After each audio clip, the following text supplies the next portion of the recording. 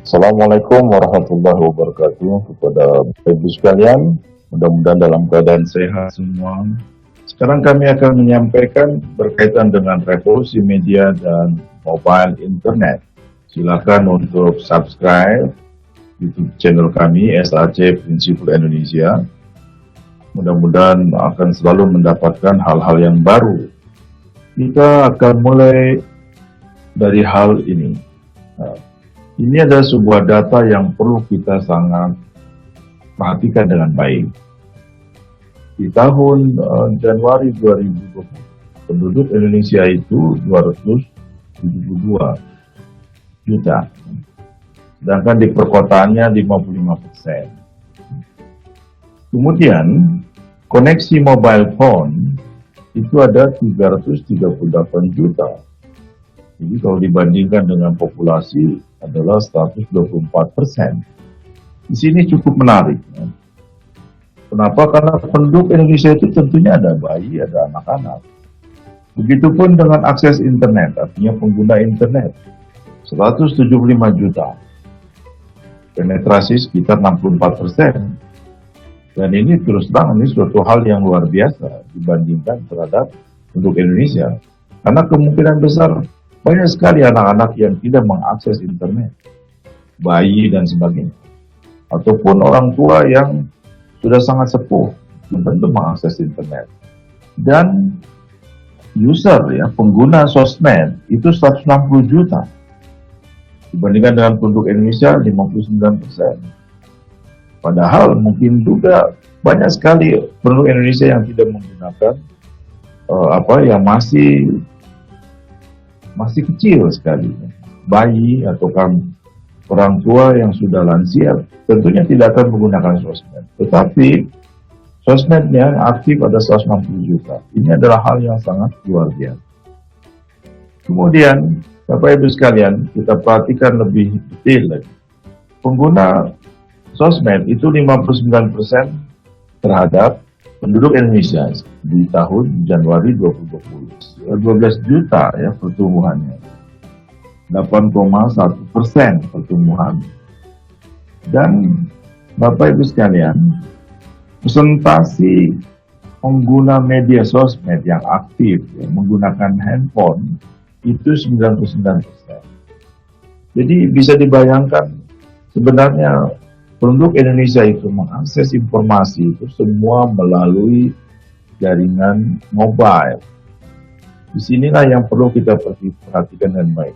Sehingga ketika kita ini mengembangkan multimedia, aplikasi yang interaktif, tentunya kita harus juga memperhatikan segmentasi ini.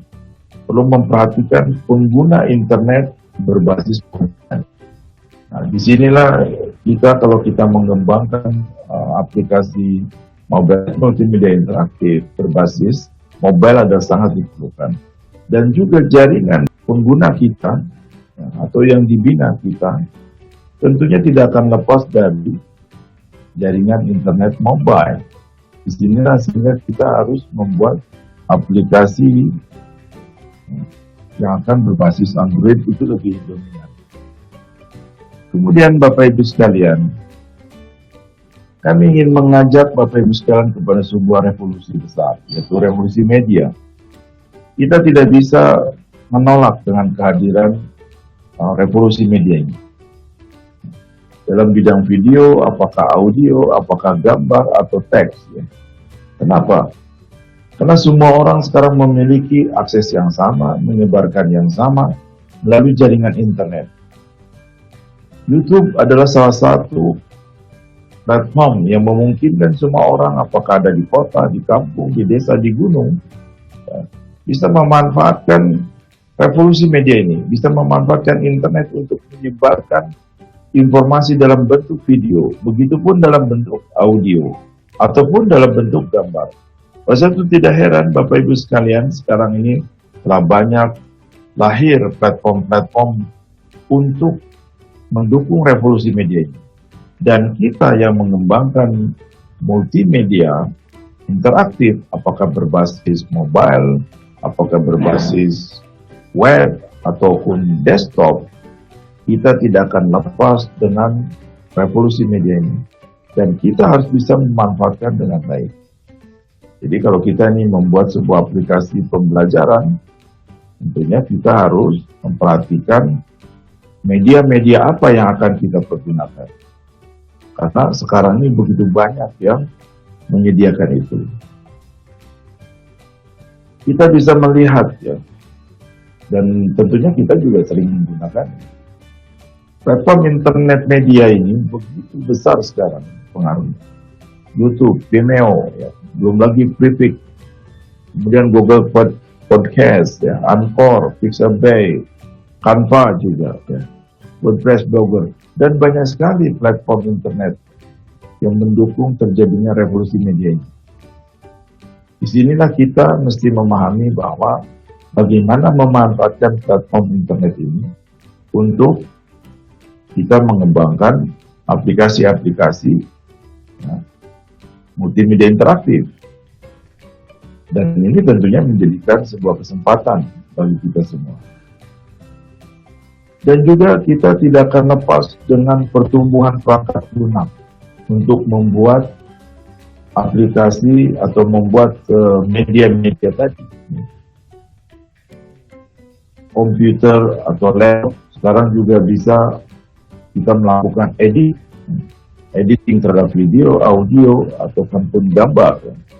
Dan juga softwarenya telah tumbuh begitu pesat. Ada Movavi, ada Filmora, ya. Belum juga di handphone juga semua ya. Ada Canva, ada Anchor untuk audio, ada Adobe. Begitu banyak sekarang perangkat untuk membuat terjadinya penyebaran media. Ya. Disinilah kita menjadi sebuah tantangan bagaimana membuat ya, aplikasi, apakah itu pembelajaran atau tourism dan sebagainya, berbasis multimedia yang interaktif. Oleh sebab itu, Bapak Ibu sekalian, tidak perlu kita heran apabila terjadi pertumbuhan yang begitu pesat ya, dalam pengembangan mobile apps multimedia interaktif. Aplikasi multimedia yang interaktif tetapi dijalankannya melalui mobile. Tadi sudah dijelaskan bahwa pengguna akses internet ya, di sosmed itu 99%. Artinya bisa dibayangkan, aplikasi mobile apps multimedia juga interaktif ini bisa dijalankan di jaringan mobile, bisa di Android, ya, iOS dan sebagainya. Dan kita tahu sendiri bahwa multimedia interaktif ini merupakan sebuah aplikasi yang begitu beragam media yang dapat disatukan dalam sebuah aplikasi. Kita bisa memadukan video, audio, teks, foto, animasi, gambar, link, bahkan bisa mengintegrasikan dengan layanan internet yang ada di luar ya, ke dalam aplikasi multimedia interaktif yang kita buat. Bapak Ibu sekalian, jika mempunyai pertanyaan ataukah komentar, silakan sampaikan di bagian komentar. Dan juga jangan lupa untuk subscribe. Mudah-mudahan akan memberikan manfaat banyak bagi Bapak Ibu sekalian.